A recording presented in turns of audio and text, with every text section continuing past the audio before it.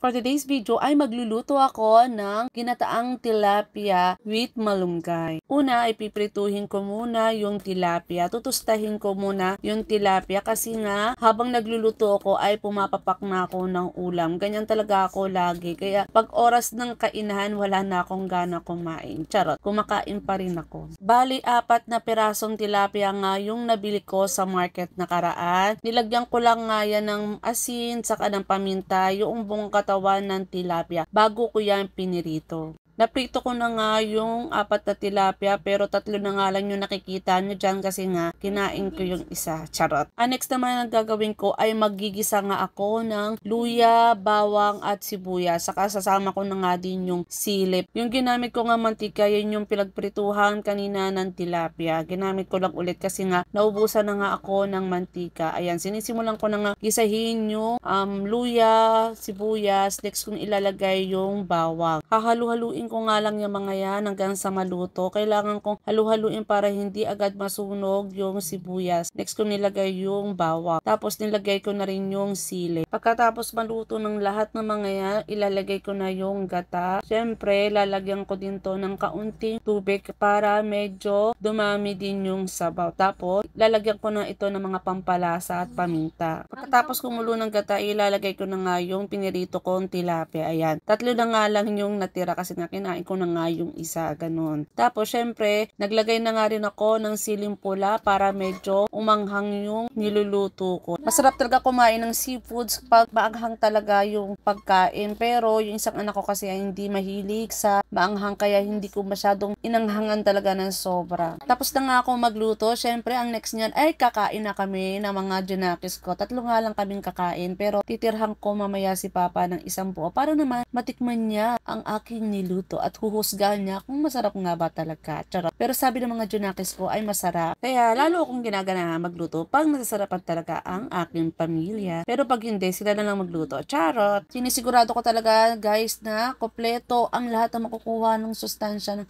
aking mga junakis. Protein, yung isda, may gulay. Syempre, meron ding carbo at yun yung rice. Syempre, kailangan din ng putas, yun yung banana.